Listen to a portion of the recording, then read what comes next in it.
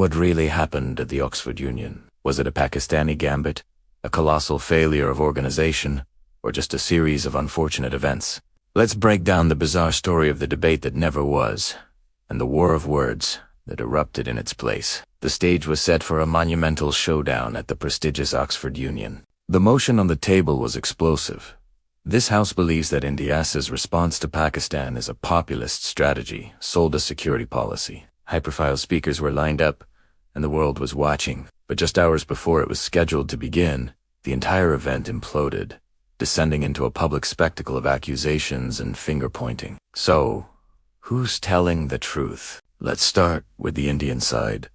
Led by prominent lawyer Sai Deepak, he took to social media with a fiery, detailed account, claiming the entire affair was a deliberate Pakistani maneuver to dodge a real debate. According to Deepak, the trouble began long before the debate was set to start. He pointed out that key leadership positions at the Oxford Union were held by individuals with Pakistani connections, including the president, Musahari, and the treasurer, Raza Nazar. The Indian team had already faced a major setback just 2 days prior. The original powerhouse speakers, former Army Chief General Naravin and Dr. Subramanian Swamy, had to pull out due to unavoidable commitments. This sent the organizers scrambling for replacements.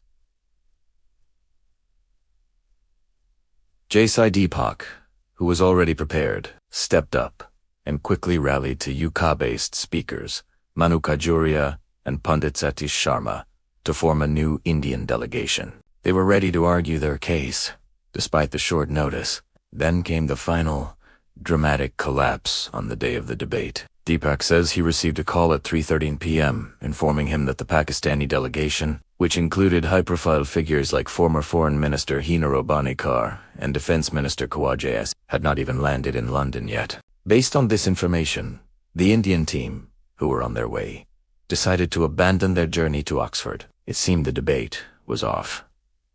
But the story takes another twist. Deepak later claimed to have received confirmation that the Pakistani delegation had, in fact, landed and were already checked into a hotel in Oxford. This revelation fueled his outrage. He accused the Pakistani side of deserting the battlefield even before the battle begins, suggesting they lacked the courage to face a live, unscripted debate.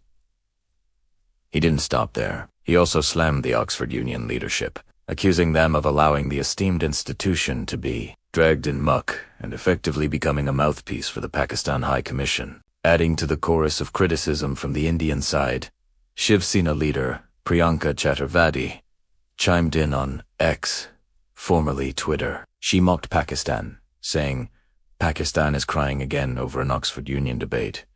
This is for the record. Once again they have proved to be liars. Expecting any better from them was not even on my list."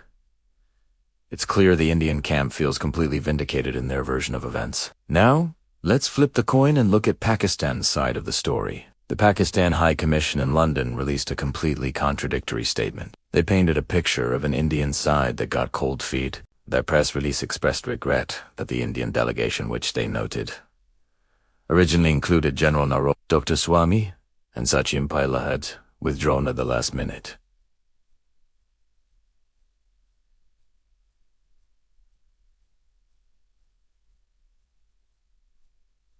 According to Pakistan, this last-minute withdrawal handed them a walkover. They framed the situation as a clear indication of India's lack of confidence. The statement implied that the Indian side was unwilling or unable to defend its security policies in what they called a neutral and intellectually rigorous debate. From their perspective, India was the one that backed out, not them. So, who do you believe? We have two diametrically opposed narratives. One side claims a well-planned Pakistani gambit to avoid a difficult conversation, complete with misleading information about travel plans. The other side claims the Indian team simply chickened out, leaving them with an empty stage. The Oxford Union, caught in the middle, faces serious questions about its organizational capacity and neutrality in this highly charged political environment. This wasn't just a cancelled debate. It became a microcosm of the very tensions it sought to discuss. A battle of wits turned into a battle of press releases and social media posts. The motion itself about whether India's security policy is just populism in disguise was never debated on the Oxford floor. Instead, it played out in the court of public opinion, where accusations of lies, cowardice, and manipulation took center stage. What are your thoughts on this? Was this a strategic move by Pakistan, or did the Indian side really withdraw? Let me know what you think in the comments below. This story is far from over, and it highlights just how difficult it is to have a genuine dialogue on such a contentious issue. Thanks for watching, and if you want to stay updated on stories like this, don't forget to like and subscribe.